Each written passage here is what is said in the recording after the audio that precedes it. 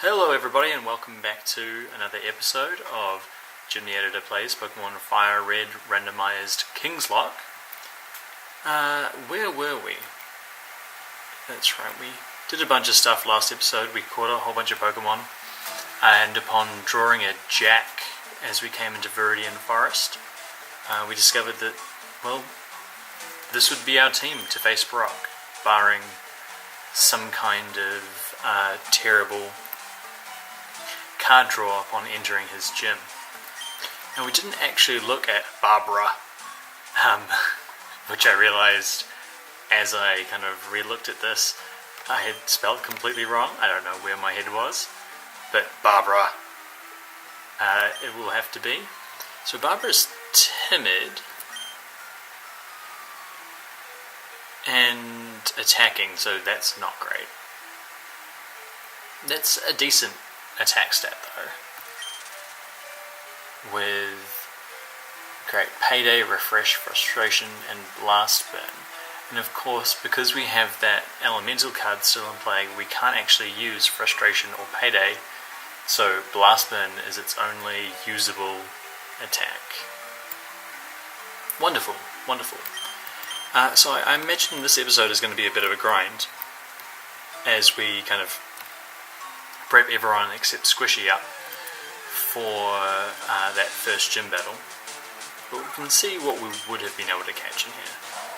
Whismur would have been great.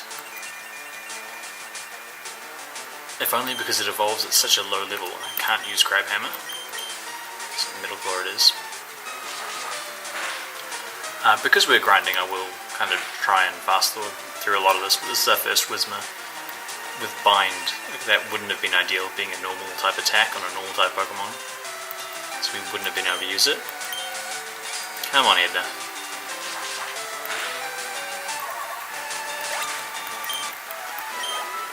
There we go.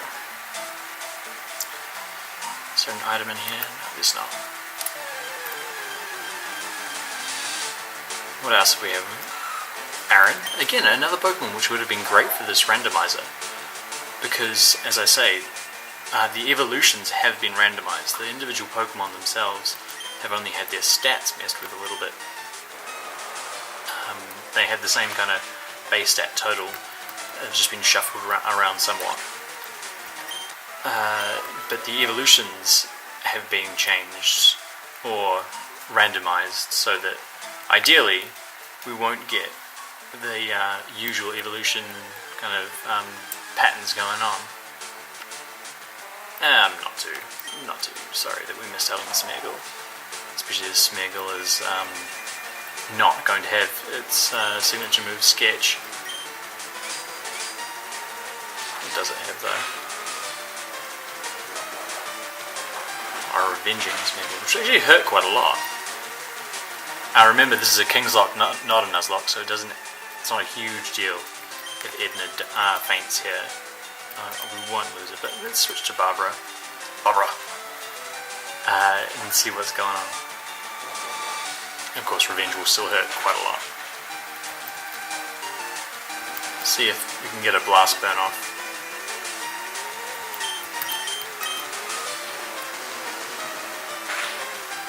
Smashed. There we go. Nice and easy.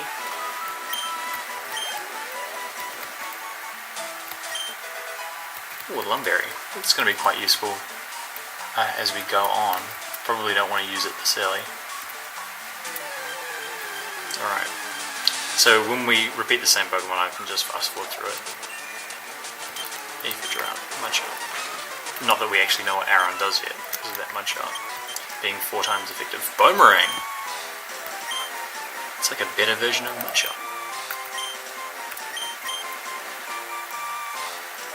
Yeah, it's just a better version of Mudshot, if only slightly less accurate. I wonder how Edna uses Boomerang. Where does the bone come from? If you have any ideas, let me know in the comments. I'm more than happy to have you guys invent your own kind of headcanon for these people. Whoops, that was a misclick. Oh, and Aaron has Gust. I suppose Blast Burn was also boosted by Drought. They're a nice little combo, those two. Well, I mean, I say nice. They'll do. Up there. Sprinting makes everything so much more convenient, especially before you... I mean, rather, speeding up time as we can. It makes everything so much more convenient, especially before you get the running shoes, which is after Brock.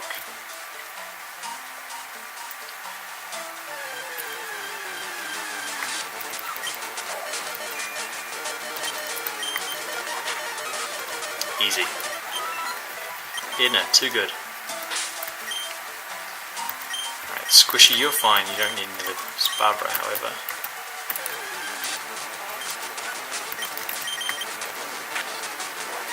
Oh. Ouch. Poor Barbara. Good thing this is not a Nuzlocke. I have a feeling that that might become kind of a catchphrase of this series. This is not a Nuzlocke. So all in all, this is not a wonderful place to train. Head down to the Pokemon Center. The best place to probably train is going to be Route 1 with those fully evolved Pokemon, Arbok and Dodrio, which we learned were there in episode 1. Good old Rod, Todd and Bob. We'll see them again, I hope.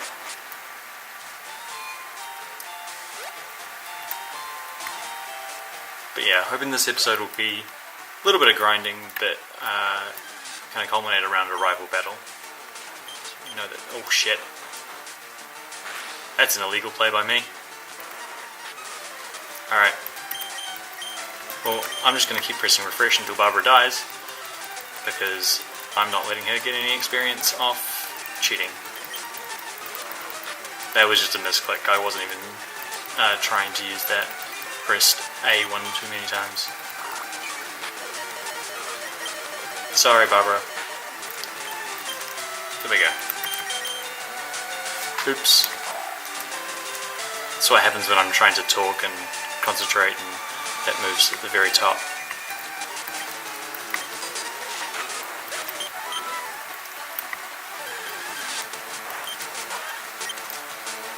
Sqwishy. The battle. You don't need any experience though, Sqwishy. She is our Sqwishy, and we love her.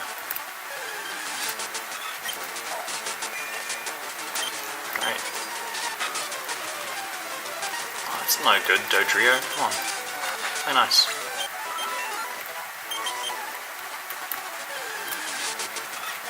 Yeah, the grind. I mean, admittedly, I could probably do this off camera. But then, I guess you wouldn't get to see what happens because of the nature of the randomizer. I don't know what's going to happen next. I don't know when Pokemon are going to learn what moves. And I guess it's to keep me honest as well. Not that there's much room for not doing that in this game, but I mean, in this episode, for example, you did see me mess up with frustration. And poor Barbara. And that's how I'm going to pronounce her name from now on. Barbara. Poor Barbara. I paid the price. I don't want to be too over-leveled for this rival battle. I mean, Chris has a hard enough time with his Delibird. Oh, I'm going to blast bin the bejesus out of that Delibird. I was going to say something else, but I'll keep this PG. You might as well go now, take a look. Here we go. Barbara is a little bit low, so give her a couple levels.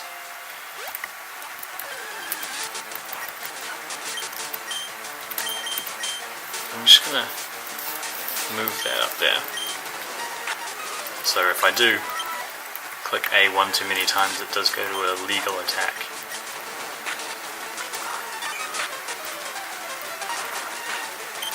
So of course, Blast Burn is the kind of fire type Hyper Beam, which is why I had to recharge after using it, which means it's hugely powerful. but like I said, you have to recharge after using it. So it's not the best attack to have as your only offensive option. But rules is rules.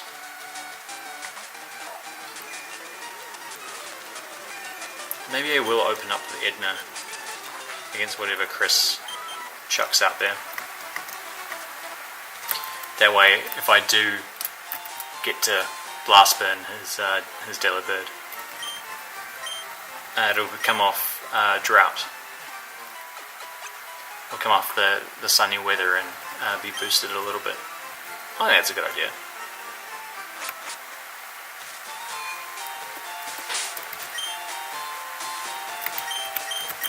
So we'll head over to the legendary route, Route 22, where we had a hard time finding Edna due to the overrun nature of the route by route or route. I can't remember. There is actually a rule for that in English as opposed to American English. But overrun by Sukin and Kyogre. Hey Chris. I wasn't going to the Pokemon League, I just knew you would go there first. Arrogant. Just like Chris. Elite trainer. Where did you find that Rattata? Alright, Edna. Let's teach him a lesson. Boomerang. I mean, I don't really understand how she's using that move at all.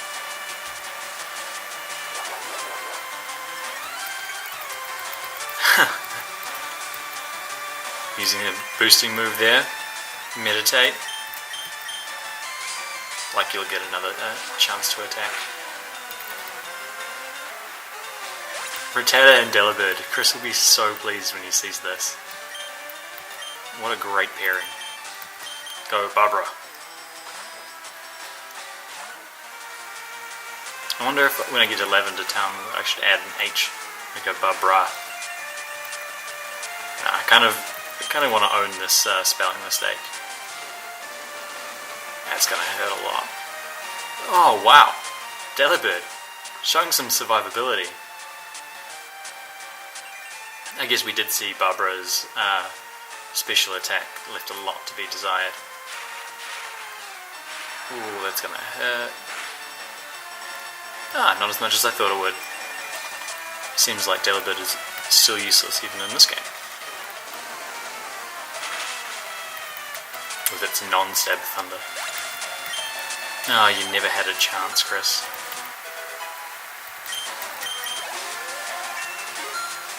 Oh, nice. Oh wow, that's a lot of experience. It's way more than I expected. Kind of 2 full levels.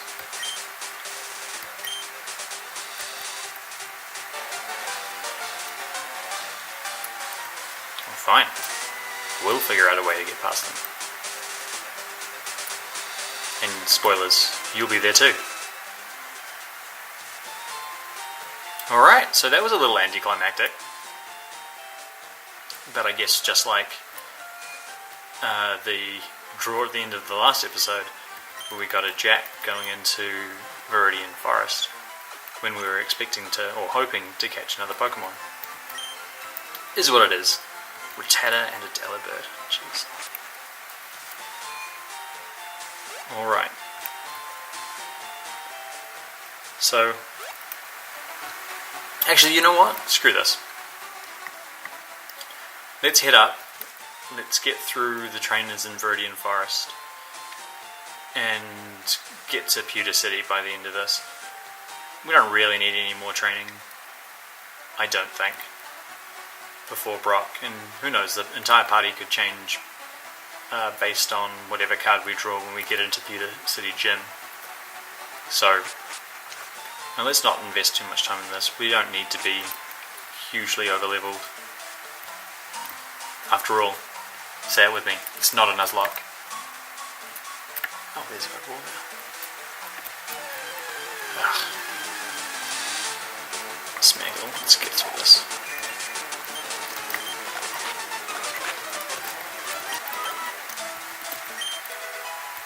Ooh, that'd be useful. Let's use this straight away. And I mean, we know that Barbara's going to be a Barbara the entire time, since it can't evolve. Edna's going to change it to something else, so we could use it on Edna. But I'm inclined to use it on Sqwishy because, I mean, I'm not going to lie, Sqwishy is my favourite. There you go.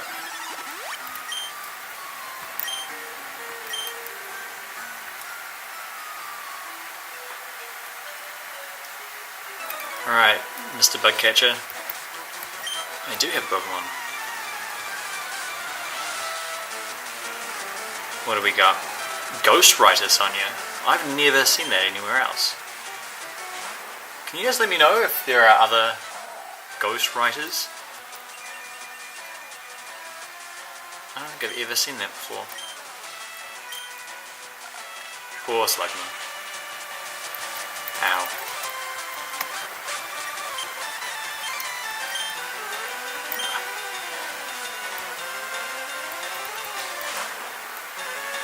Let me know if you guys want me to change it from shift to set, by the way. I mean, it doesn't really matter. Battle difficulty is not really necessarily what this game is about. It's kind of about exploration and seeing what's out there. But if you do want me to set it to set, the battle style, so that I can't change Pokemon when the opponent is sending in new Pokemon, then that's fine. I'm more than happy to do that. Let's go up through here. Wonder what this Ghost Rider will want. Can't jam out if you're a Pokemon trainer. Why not? I think the guitarists later on in the game. He is a Ghost Trainer. The Zubat.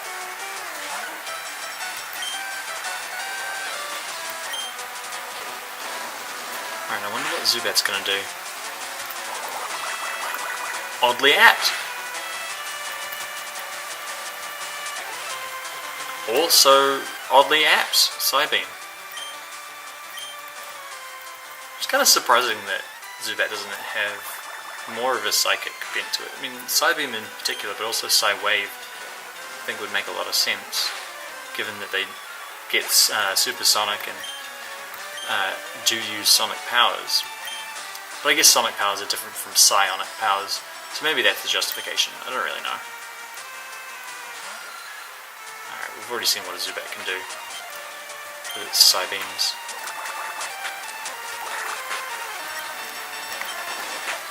Alright, we will have to change Pokemon here, but... Oh no, but... destroyed that whole bit.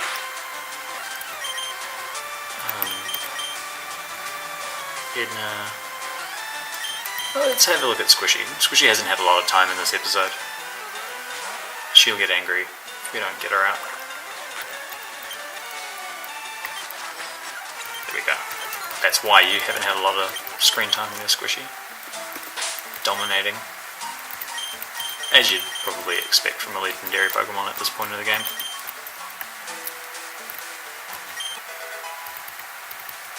Keep you up. I'm tempted to put that on Blast Burn actually. This guy.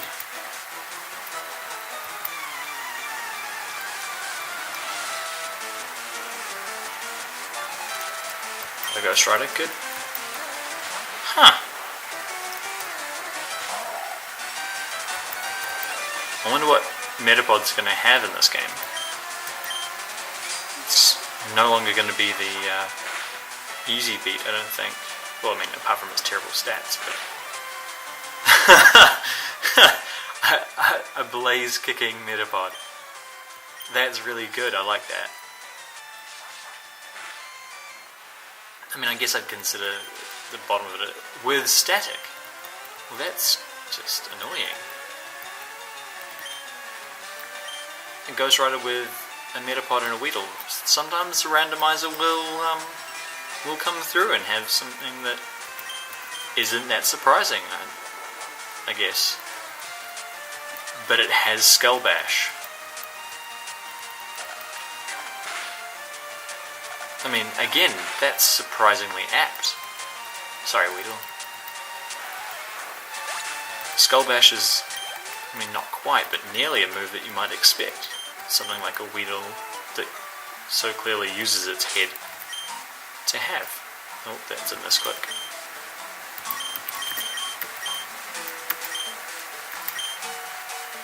Alright, let's get through this forest and get done with this episode. Is there anything in there? No. Ah, damn it. Alright. Go on, Sqwishy. Nice and quick.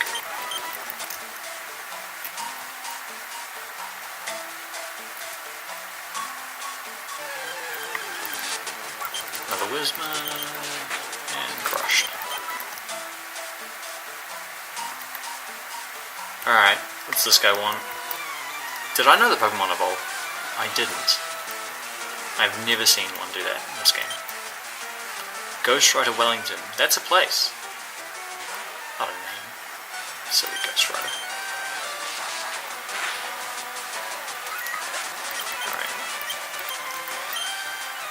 Alright, Feebas, that's what you got.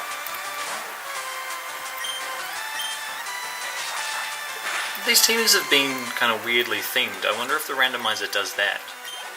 This guy seems to be a water trainer, despite sharing the name with the other, the name of his type of trainer with the other guys. Then we had the two Zubats, and then the two Zubats and a Hoppip, which I guess you could argue is a flying kind of trainer. So maybe it is organized in that way. I don't actually know how the randomizer works. Oh, Sandstream Whisman. We haven't seen this before. Just for that, Sky Uppercut. Which is not overkill coming off a Mew 10 levels higher than you are. Not at all. Right, we'll head down and see what this item is. It is a Sunstone, which could be useful.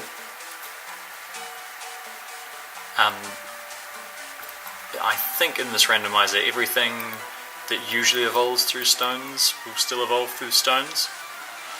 Just what that evolves into is changed somewhat. Wigglybuff. Kill it with fire, Sqwishy. Or rather, with a fist. That's another point when we're thinking about the appropriateness of moves. How does Sqwishy use Crush Claw? As we said, she is quite clearly Sqwishy. Oh, of course there's one more. I don't know.